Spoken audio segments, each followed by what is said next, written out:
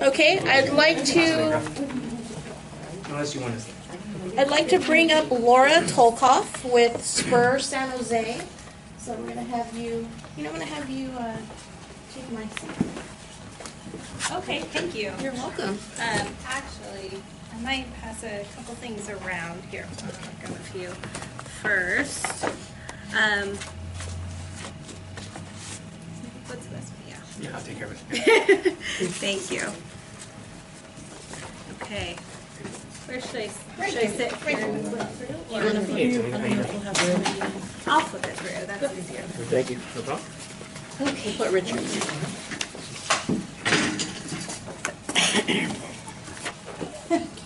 All right. Hi, my name is Laura Tolkoff, and I'm the San Jose Policy Director for SPUR. Thank you all for having me tonight. I got to meet Dee a few weeks back at our office, and she told me about all the great work that you're doing here. So I'm really excited to talk to you a little bit about what we do at SPUR. But I would love to know a little bit more about who's in the room before we get started. I'm going to make a safe guess that you all live in D3. But raise your hand if you were born and raised here. Awesome. Raise your hand if you live in downtown. Okay, well that might be a good segue into my presentation. How many people have heard of SPUR or have been to SPUR's office? Awesome. Well, thank you. So I'm still fairly new to San Jose, so it's great to kind of meet new people and get a sense of everyone's history here. So for our road map, is this hard to see? The light, maybe? It's actually okay. Okay.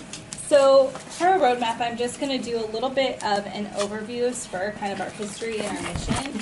I'll talk a little bit about how we work and what we're doing here in San Jose.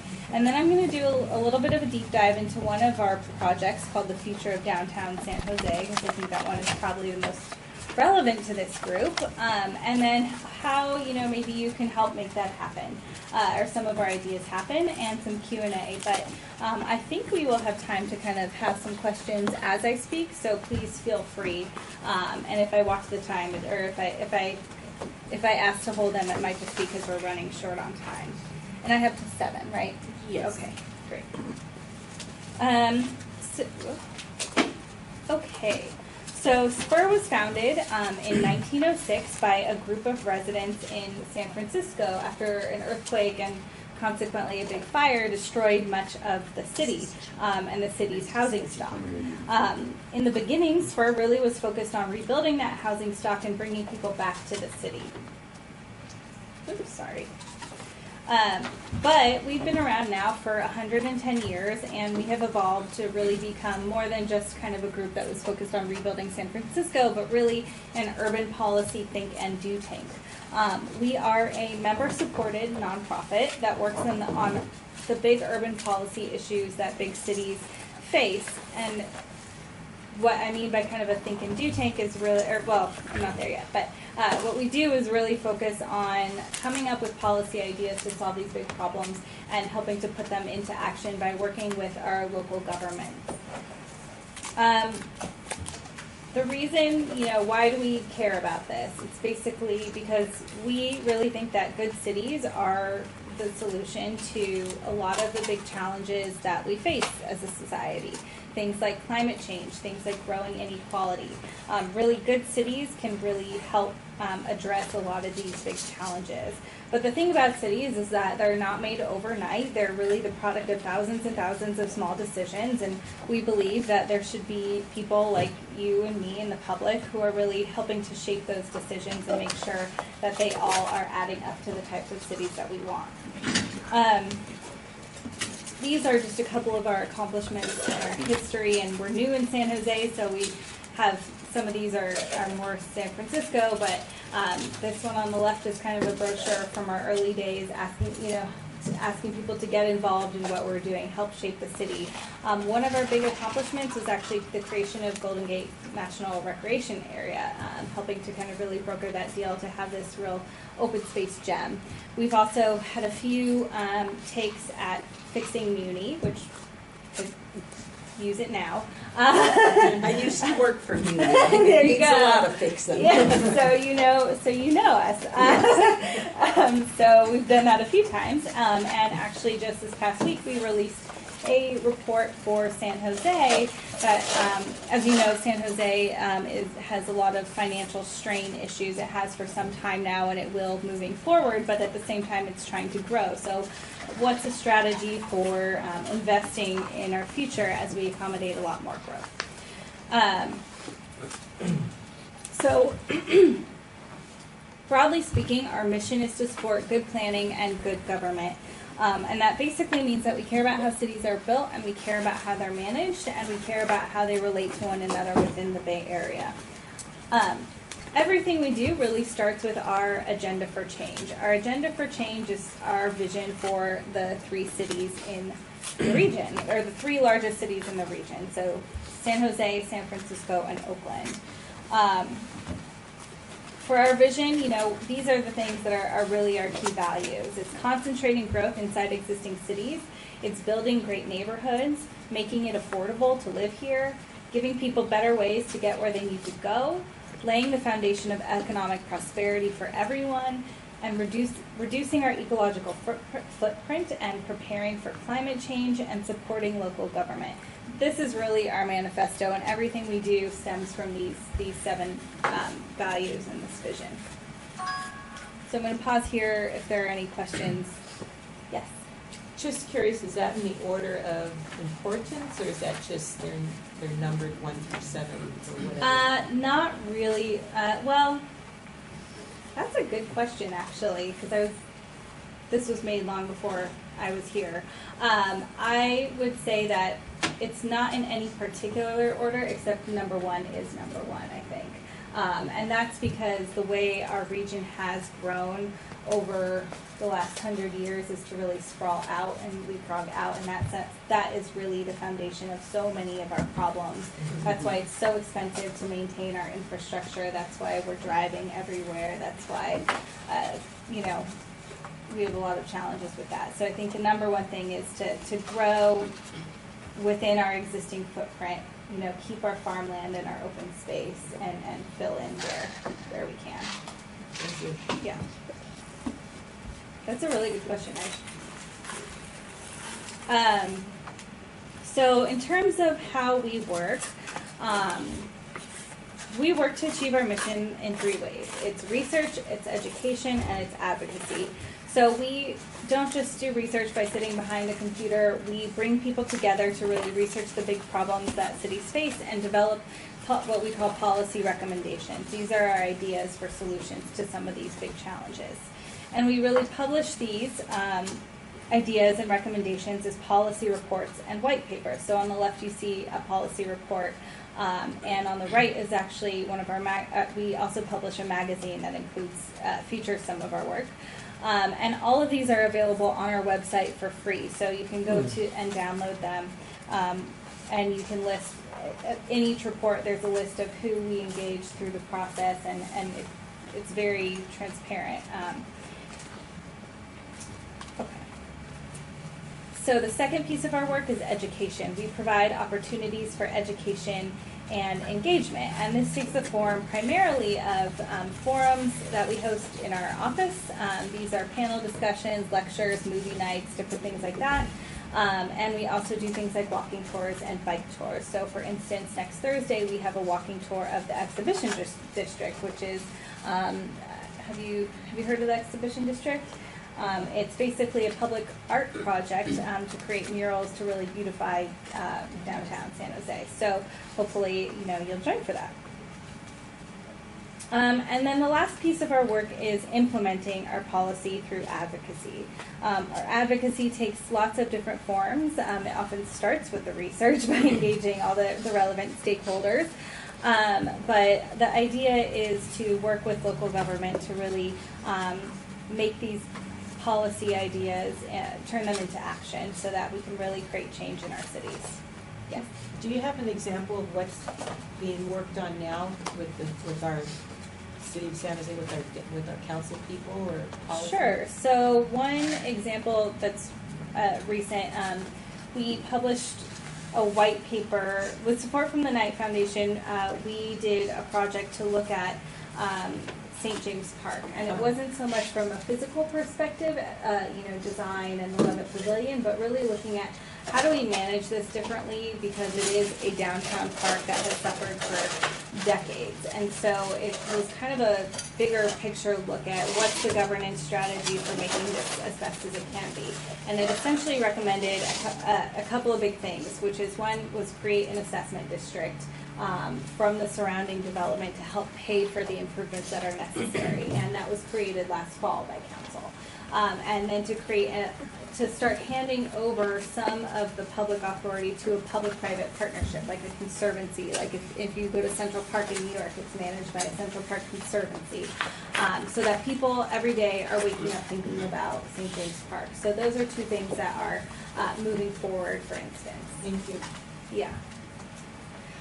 So I mentioned that we started 110 years ago in San Francisco, but about a decade ago, our board really realized that most of the growth in the Bay Area over the next 25 years was not going to take place in San Francisco. It's going to take place in other areas of the Bay, and it's specifically going to happen in San Jose and Oakland.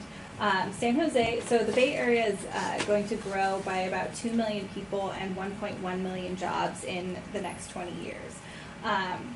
San Jose is going to take on the most population growth by far. So I don't know if you can read that, but San Jose is the leftmost bar, then San Francisco to the right, and then Oakland to the right of that, so the third bar in. But so looking at San Jose, we're basically going to grow from about 1 million people to 1.4 million people. So 40% growth in the next 20 years, which is a lot. And so how do we really accommodate that growth within San Jose? So we really believe that big decisions that impact the region are actually made at the local level by your policy makers in each city and city hall. So that was why we really decided to open an office here in San Jose, which we did almost 5 years ago, and then in Oakland about a year ago. It's working with the local officials that's really going to kind of create that change. Okay. So this is a good pausing point. Any questions? Yeah. Are you just focusing in a certain area of San Jose? You know, if you have a certain area that you're focusing with land walls? So we are a citywide organization. However, there are 2.5 of us in this particular office. So a lot of it has really focused on the area that I'm going to talk about, which is really central San Jose. And that's because that's where a lot of public investment is happening, and a lot of the urban fabric or remnants of it are already here. We have done some work in the Santana Row, Valley Fair, kind of Winchester area and corridor, as well as around Berryessa. But most of it has been in kind of the central San Jose So looking area. at this map here, what do you consider central? We're going to get to that 3, in a is that it? second. Okay, maybe that. Yeah, Okay. we're going to get to that. That's your focus. It has been till now, but we are citywide. So, and a lot of our policy is to help the city citywide. So that fiscal strategy I mentioned is really for the city as a whole. So is the council people talking to you, or who is talking to you from San Jose? We talk to everybody. I understand that, but I certainly know that, but I mean. Who listens? Yeah. I'd say we are very lucky because San Jose asked for us to come from San Francisco. They said, you know what, we are making a turn towards urbanism. This is back in 2011 when they adopted their general plan, Envision 2040, which says, we envision a more urban future, and they really wanted to cultivate the civic voice on that. So it was the city, some arts groups, and other people who had known of SPUR from our work in San Francisco that asked if we would also come here. Thank you. Question. Yeah. Do you have, so your main office is in San Francisco, do you have a separate board or advisory committee down here? And who does that comprise? Yeah, so until recently we are one organization. We now have one board. It's gigantic. It's about 100 people. And so they all have each city has equal representation. Okay, yeah, Yes. there's already so many organizations that are involved in doing something. So will you connect with them, or is there an overlap, or how is this going to be done? That's basically. So other groups that we work with a lot are the San Jose Downtown Association. We work a lot with the Bike Coalition, the leadership group. There's a lot of people touching on different things, but the thing that's unique about SPUR is, one, we do a lot of independent research that really backs up our advocacy. So we don't advocate for anything unless we really have in-depth knowledge and policy to support it. And the other thing that makes us unique is our regional perspective. There's nobody else working in San Jose who really is able to bring that in terms of the 9-county Bay Area. Okay, so I'm moving forward for time because I'm barely into it. Okay, so I'm just going to move on to our work really in San Jose. So San Jose is the Bay Area's largest city. And as I mentioned, in 2011, the city adopted a general plan called Envision 2040, which is meant to accommodate 400,000 more people, 470,000 new jobs, and 120,000 new housing units. And for us, this is really the backdrop for our work. It's we want to help the city achieve this, and so it's an important backdrop. Is that enough housing for the people and people coming in, or is that? Those numbers mostly come from kind of a regional plan that are then kind of broken out by city and what the cities think they can accommodate. So as far as we know, yes. So since we've been here, SPUR has done 3 major reports and 5 white papers, and we're not going to go through them today because we will all fall asleep. So I am just really going to focus on this last one, the future of downtown San Jose. But before we get there, our first big report is called Getting to Great Places, and this really focuses on how San Jose can strengthen its urban design so that as we build for all these new people, the new buildings and public spaces actually translate into places that are livable and walkable. In general, most of San Jose was developed after kind of the mass adoption of the car. So the thing about that is that cities that are built for people look and feel very different than cities that were built around cars. And so how do we kind of retrofit some of that so that it's more, so that it's a little bit better for people. Our second report is called Freedom to Move, which is all about how people can get where they want to go, when they want to go, in reliable and sustainable ways. And that one is really focused on what the VTA could be doing kind of countywide. Is that before Google Cars or Uber and? It includes, I mean, the thing about autonomous vehicles is that it's like really difficult to predict the future, and it's like reading crystal. It never really works out. You're always wrong. So about Uber and but it doesn't. Lyft. Yeah. So it includes on-demand vehicles, and it includes some foreseeable consequences of driverless cars, even if you can't really predict them. And so some of the ideas around that are really that cities should be kind of getting ahead and setting the policy for how they want those types of vehicles to interact with the city. And I'm sorry for asking, does it also include the Google buses?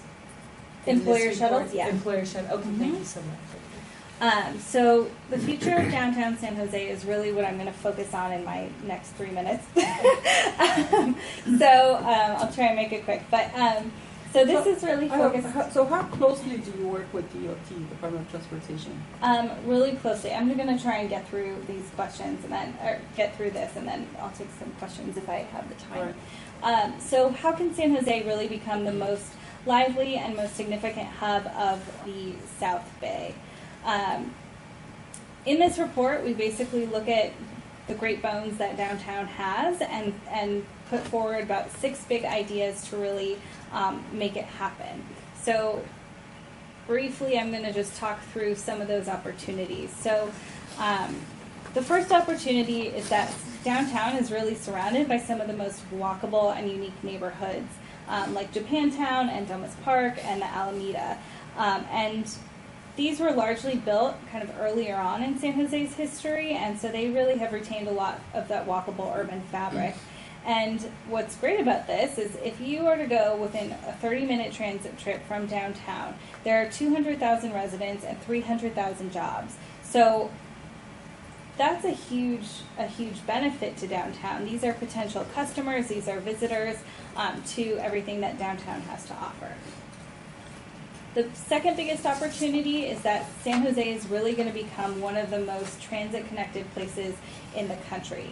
So right now at Diridon Station, our neighbor here, already has light rail and Caltrain and lots of regional buses and Amtrak and ACE. And in the next 10 years, there's going to be $8 billion of transportation investments in BART and making Caltrain faster and in high-speed rail. That's going to make this the busiest train station basically west of the Mississippi. And so that is a really huge opportunity for downtown. The third big opportunity is that San Jose has the most social and cultural institutions in the South Bay. There are 38 anchor institutions like these all right here. So to take advantage of these opportunities, I'm sorry I'm speeding through, we have 6 big ideas. And big idea number 1 is really to welcome all types of uses into downtown, but hold out for jobs near transit. So if you drive to work, you probably have seen your commute time increase or double in the last couple of years. And that's really because as a region, 75% of our jobs are within a half mile of a freeway ramp. Less than a quarter of them are within a half mile of regional transit, which means that most of us are driving and sitting in traffic, which really takes away from our time with our kids and other things that we like to enjoy. We think that it's really important to save key spots within a quarter mile of future regional transit for jobs. So that's near BART and that's near Diridon Station. And the reason for this is that people actually walk farther from their home to a train than from their job to a train. And so that's part of the reason is that you're going to get more riders, but it also creates destinations. Like you're serving a market if you were to think of it as a business. You said they're walking further from home to a train than from work to a train. Yeah, Okay. so You're that's saying why you they're want willing jobs close to or transit. they are? It's both. Okay. Yeah, so there's been a lot of studies of this. Okay. Yeah. Okay. Okay. Big idea number 2 is to make sure that what gets built really adheres to core urban design principles. So urban design has to do with things like the form and the placement and the orientation of buildings and public spaces and like streets and paseos, which is different from architecture, which feels more like things like building materials and aesthetics. But urban design is essentially what makes people feel comfortable and safe walking around and plays a big part in determining whether you're going to choose to walk or choose to drive from place to place.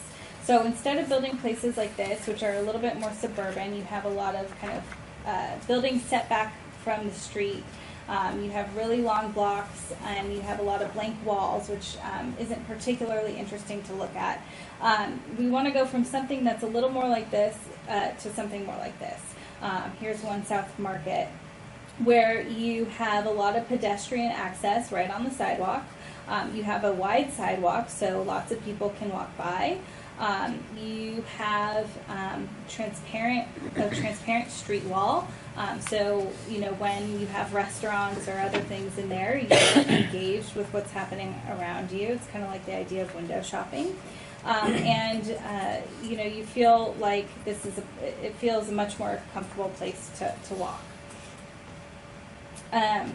So we want to see new development really do a good job of meeting the street in this way, minimizing and using parking more efficiently, maybe putting it behind the building so that it's more comfortable to walk, and more buildings to bring more people downtown. And then big idea number 3 is our Central San Jose. So our idea here is to promote and connect Central San Jose with downtown at the center. So like I mentioned, the neighborhoods around downtown San Jose are largely walkable and unique and have a lot to offer to downtown. But downtown itself actually has a really small footprint compared to our other 3 big cities. And unlike a lot of other cities, San Jose actually has to compete with other places, other centers for work and shopping and activities. If you've heard of the new city place development, that's a big one coming up, but Santana Row is already one that we have to compete with, right? But the idea of Central San Jose is that downtown is actually stronger when it's a part of something bigger. And the idea is that we can improve connections by bike and by walking to these neighborhoods and create a Central San Jose that is much stronger. I'm going to keep moving. I'm just telling you have 1 minute. Okay, perfect. Great. Big idea number 4 is to make it faster and more convenient to get through and to downtown on transit. So we need to get more people here if we want it to be the lively and active place that we want downtown to be. And to do this, transit needs to be much faster and much more convenient to access. So that means things like speeding up light rail, creating bus rapid transit, improving bike paths and bike parking, and creating more frequent and much faster service on Caltrain. Okay, big idea number, sorry, that should say big idea number 5 is to make it, well, actually, no, this is big idea number 4. So this is an example of, you have Caltrain in the background and you have lots of ways for people to get where they need to go by bike, by car, by train, and by foot. Big idea number 5 is to retrofit downtown to be better for people who walk. So this really means thinking a little bit differently about how we allocate space on our streets. Right now, it's mostly for cars, but there's a lot more we could do to kind of make space for everybody. And it also includes things like maybe extending Paseo de San Antonio all the way to Diridon Station, or changing the timing of signals so that you don't actually have to press a button to walk across the street. So those are the things that we mean by making it more friendly for people who are walking and being more pedestrian oriented. Last one. It's to support arts and cultural groups and events that enliven our public spaces and make downtown really the creative center of the South Bay.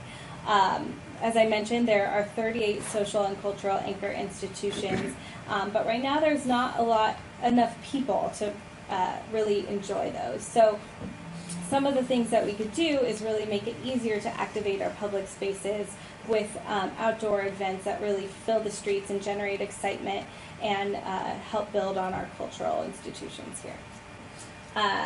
So what I'm hoping to that this is the first of many conversations with you, and what we would hope for is to continue leading by example. Walk or take transit, or ride your bike when you can. Come to these events like yoga in St. James Park, or our walking tours. Continuing to support well-designed new development. There's a lot of projects in the pipeline for downtown that we would love to see really done well. Continue to engage with BART and what's happening with Diridon Station. These are really coming down the pipeline soon and will be very impactful to this area. Voting for essential services. So Measure B is a sales tax coming up, and in order for our city to be great, they'll need more resources. And I invite you to continue learning more about SPUR, to come to our events. What about visiting your office? Yes, come to our office. We have a ton of programs. I believe I gave you our calendar for the rest of spring, and I do have some free tickets if you'd like to come to our events. Please join. And we do have a member party coming up June 30th. It is for members only, and you can also sign up for our newsletters, which are free. You don't have to be a member for that. So I will leave this here. If you do want to sign up for a newsletter, we can add you to that. It's once a month, and it's all about San Jose stuff. So that's you email it. that or use It's it? by email. Oh, It's by once email a only, month. okay. Mm-hmm. Great. Thank Okay, you so much. sorry to for rush sharing. through. Thank you. It was very informative. Can we maybe do gardens and pavement next? Just everybody else's.